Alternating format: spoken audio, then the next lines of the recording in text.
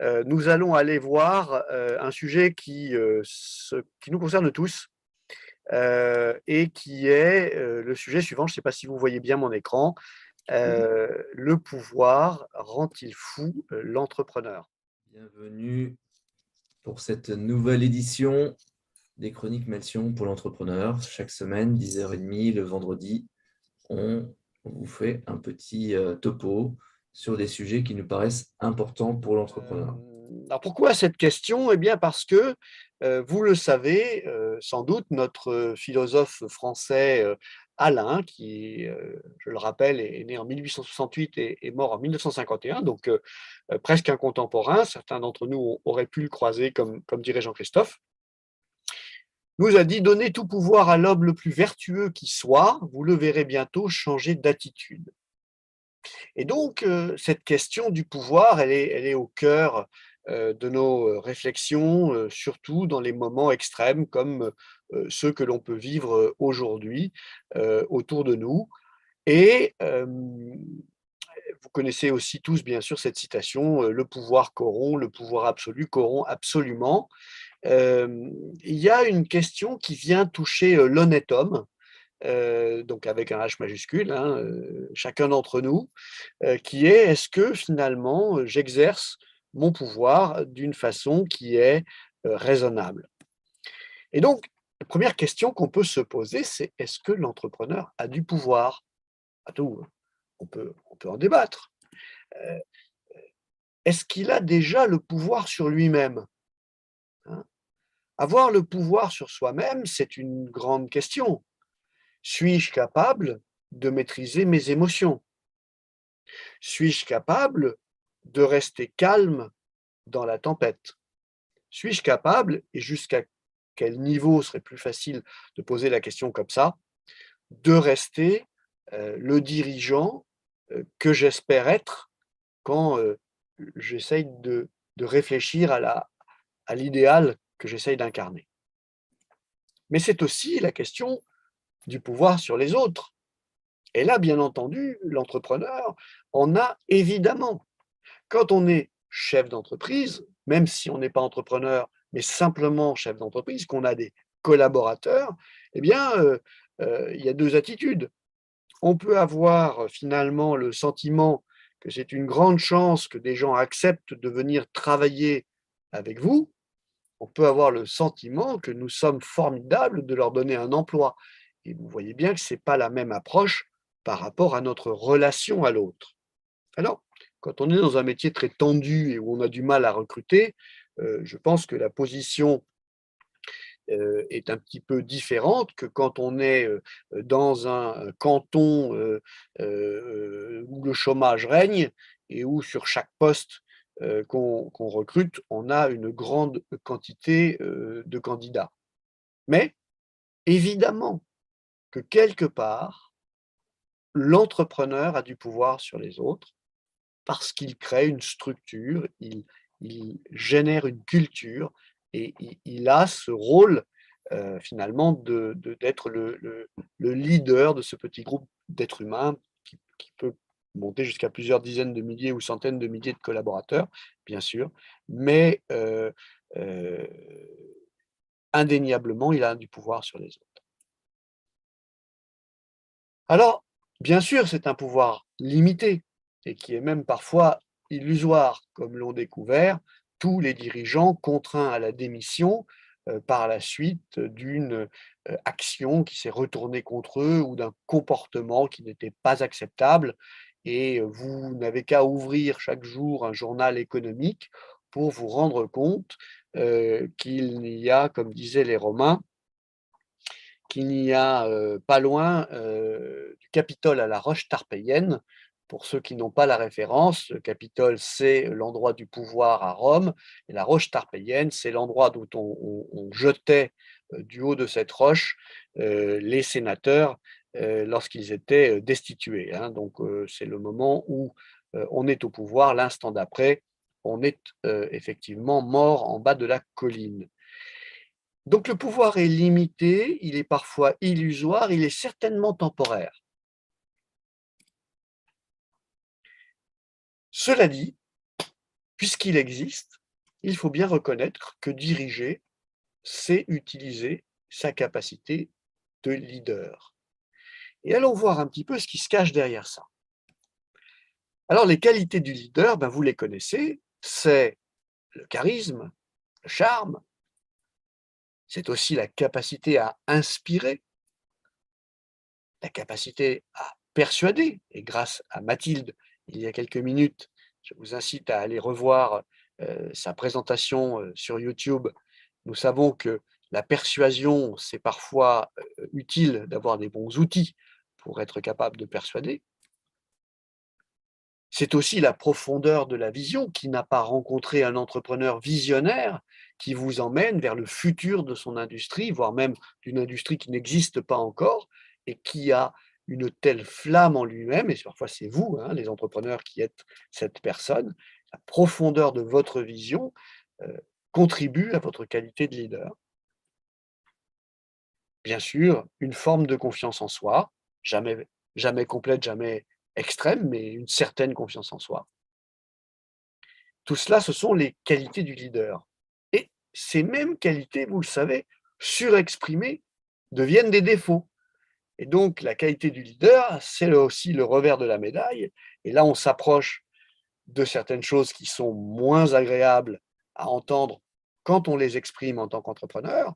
C'est l'impétuosité, c'est l'incapacité à écouter. Ma vision est tellement forte que je n'écoute plus les gens qui sont autour de moi. C'est l'incapacité aussi à accepter le conseil des autres.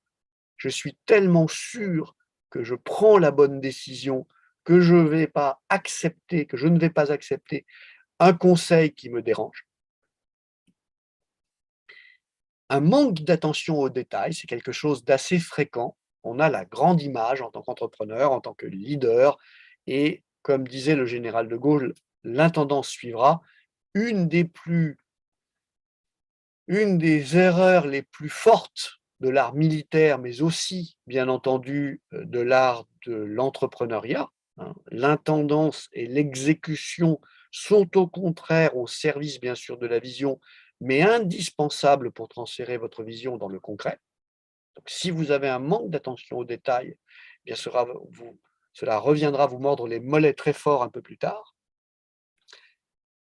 Et tout ça nous amène globalement à ce qu'on appelle l'hubris du dirigeant. Donc vous voyez que si vous vous situez sur cette deuxième partie où vous surexprimez les qualités de leader un peu trop, eh bien vous êtes en bordure de ce qu'on appelle l'hubris. Alors l'hubris, qu'est-ce que c'est?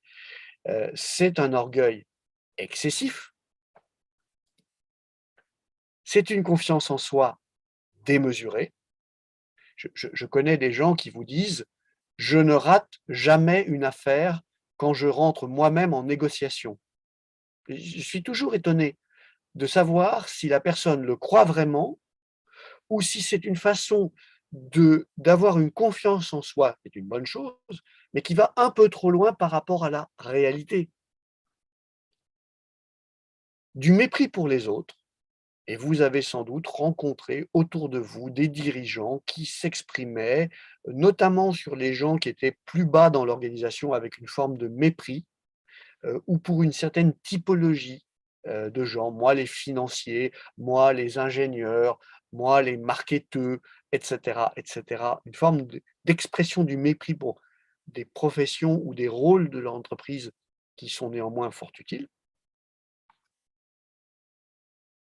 Eh bien, il y a un courant de pensée scientifique qui commence à traduire cette hubris du dirigeant, bien documenté depuis longtemps, visible autour de nous, observable, en syndrome au sens médical.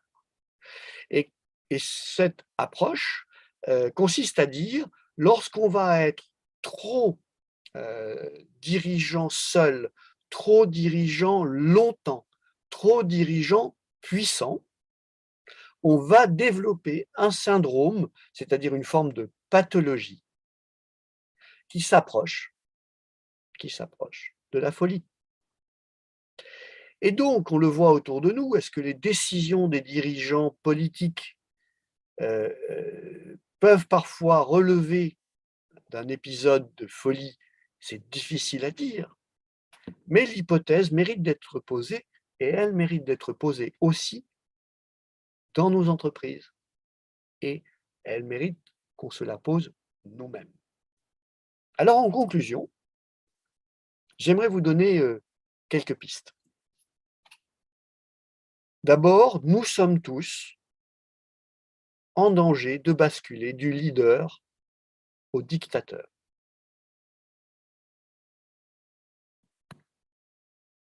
Il est très difficile et pourtant indispensable d'essayer de garder son humilité.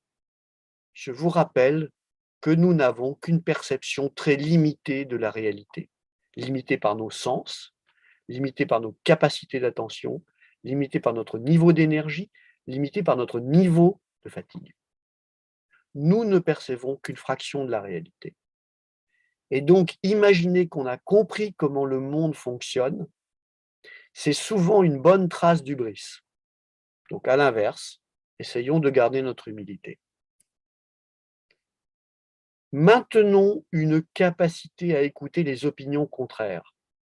C'est difficile d'être persuasif et de dérouler sa vision et en même temps d'être en train d'écouter une opinion contraire. Alors, le secret, c'est de le faire en décalé.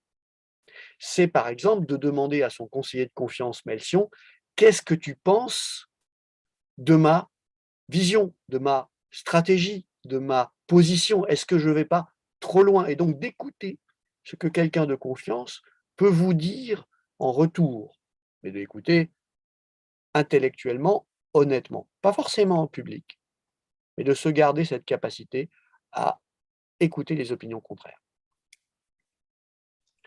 Il faut bien sûr, et je crois avoir fait une chronique là-dessus, penser les conséquences négatives de ces décisions. Hein. Je vous ai fait une chronique sur le premier principe, le principe premier qui dit il y a des conséquences inattendues à chaque décision, et ces conséquences inattendues peuvent être positives ou négatives. Eh bien, lorsqu'on va décider, d'autant plus en position de leader, d'entrepreneur, finalement de celui dont le charisme et la persuasion vont emmener l'équipe dans une direction, n'oubliez pas de vous poser un instant et de penser les conséquences négatives. Il y en a toujours. Il va falloir les accepter, mais il n'y a pas de décision qui n'emporte pas de conséquences négatives pour quelqu'un. Et enfin, installez des contre-pouvoirs dans votre propre organisation. Vous seriez surpris de ce que vos collaborateurs, qui sont dans des rôles les plus simples en apparence dans l'organisation, pourraient vous apprendre si vous alliez vous asseoir avec eux. Vous seriez surpris de ce que vos distributeurs peuvent vous remonter sur ce que les clients pensent de votre entreprise. Eh bien, installer un contre-pouvoir, c'est aussi simple que de s'assurer qu'une fois de temps en temps, on va s'asseoir et on écoute et on dialogue avec d'autres membres de son organisation. Ça peut être son syndicat, son représentant syndical ou ses représentants syndicaux. Et quand on peut dépasser la posture, ça peut être des gens qui quittent l'entreprise et qui nous disent nos quatre vérités, d'accord? Eh bien, il y a là une façon d'utiliser l'organisation, de mettre des rendez-vous réguliers, de s'assurer que la parole dissonante, vous l'aurez entendue, afin bien sûr de ne pas vous retrouver dans la position du despote.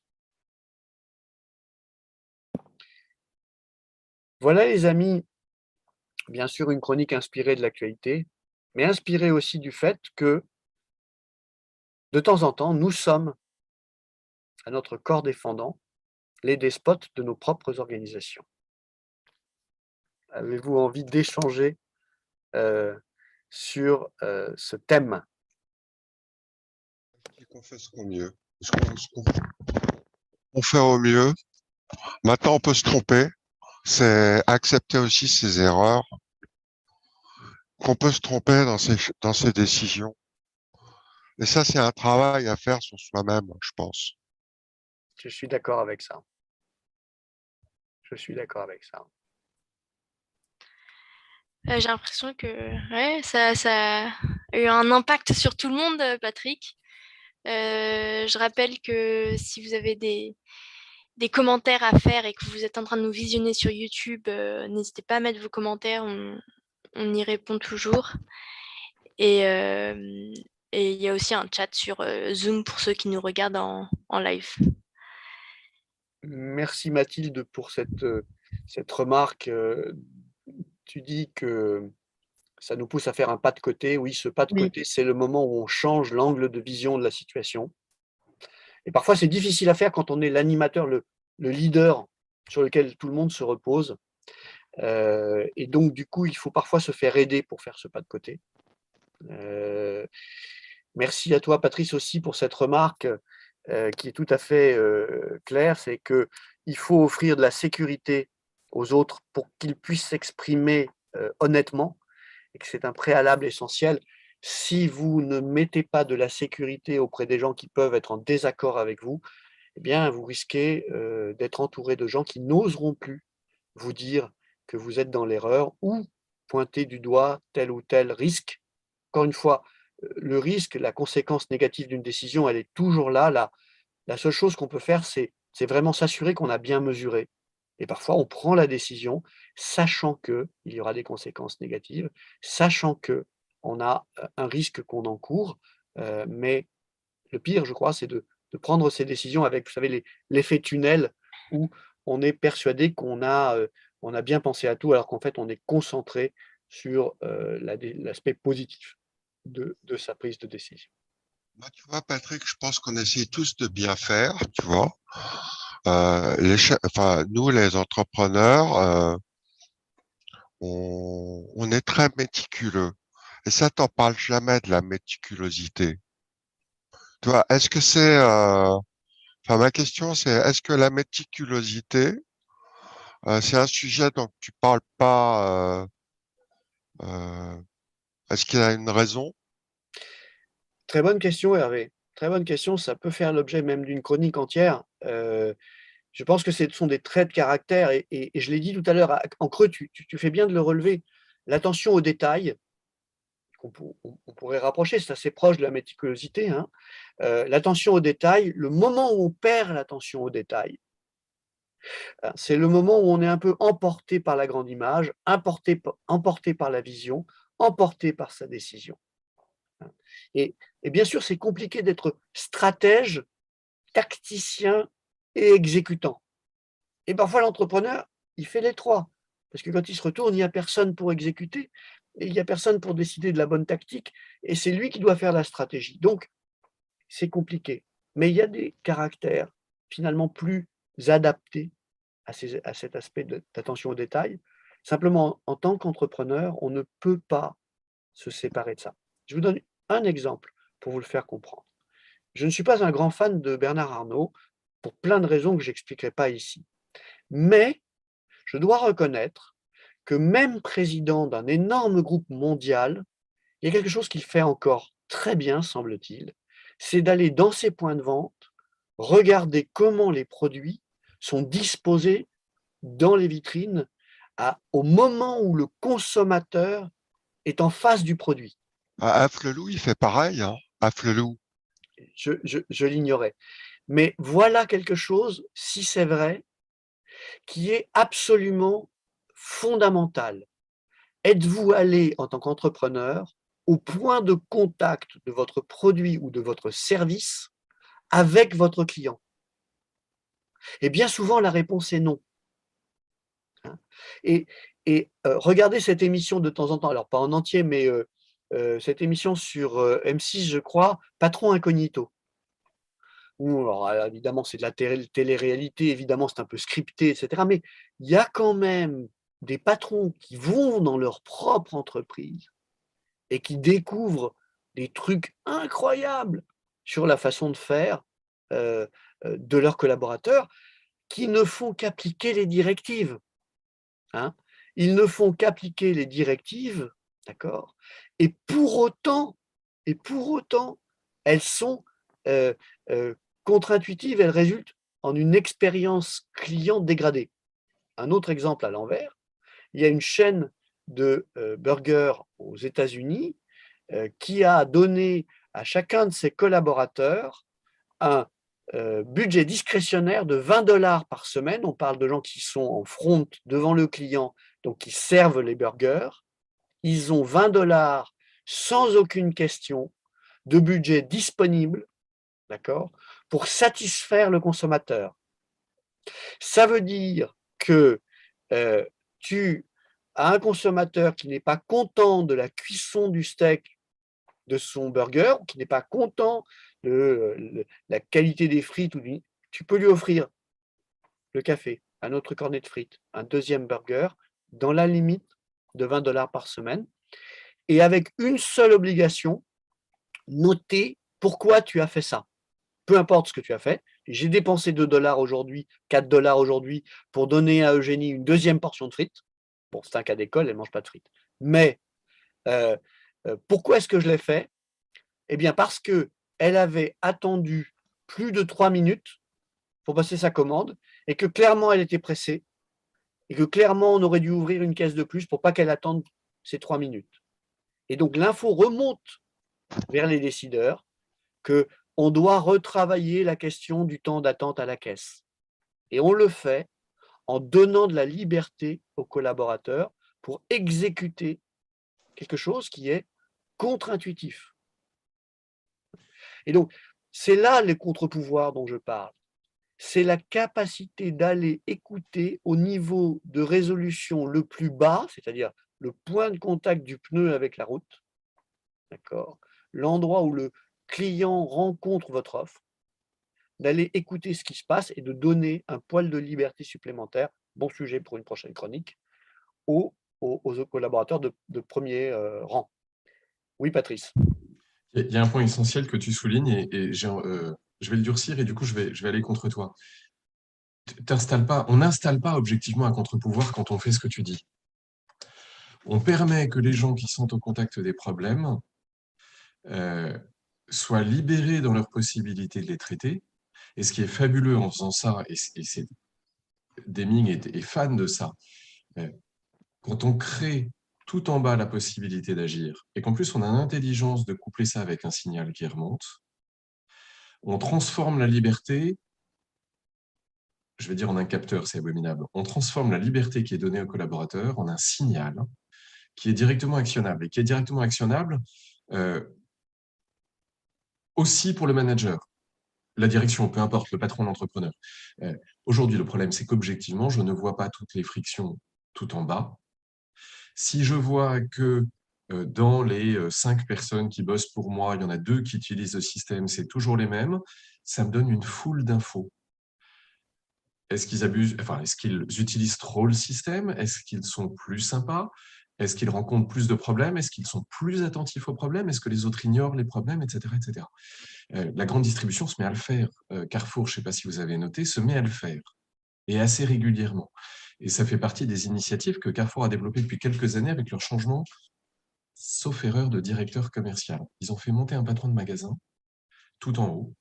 Ce patron de magasin avait instauré un truc qui était radicalement nouveau, communiquer ouvertement son numéro de portable pour que tout client qui est insatisfait puisse appeler le directeur du magasin directement. C'est intéressant. Il y a quelques années, ça aurait valu à ce bonhomme de rester patron de magasin. Ça a valu à ce bonhomme de devenir le responsable de la relation client, ou en tout cas de l'impact client. Il n'y a plus un magasin Carrefour qui n'annonce pas, qui n'offre pas le téléphone direct du directeur. Donc, on est en train de donner de l'autonomie. En fait, ce n'est pas donner de la liberté, céder du pouvoir, c'est se donner une chance d'être beaucoup plus au contact, d'où les visites de Bernard Arnault, etc. Ce qui est génial, c'est que ça sert de contre-pouvoir. Ça n'est pas un contre-pouvoir, mais ça sert de contre-pouvoir. D'accord avec ta remarque. Le fait de mettre en œuvre ce dispositif, pour moi, crée le contre-pouvoir, mais ça ne part que de l'envie d'abord de l'entendre. Hein. Et donc, comme toujours, et vous connaissez nos messages chez Melchior Chassagne, on dit c'est l'entrepreneur lui-même qui doit évoluer pour faire face encore mieux aux milliers de problèmes qu'il va devoir résoudre la semaine prochaine. C'est ce que Et, tu as dit. et on peut l'aider simplement en montrant la piste. Mais tu as raison, Patrice, c'est l'exemplarité qui peut être la clé, c'est-à-dire le fait de montrer qu'en tant qu'entrepreneur, en tant que directeur, en tant que patron, en tant que leader, vous mettez le mot que vous voulez dedans, vous faites attention à ne pas avoir un exercice du pouvoir qui soit solitaire, parce que, ne faites-le simplement pour votre propre santé, ça va vous mener peut-être à la folie. Ouais, les PDG sont des schizos, des grands schizophrènes. Un certain nombre d'entre eux, pas tous.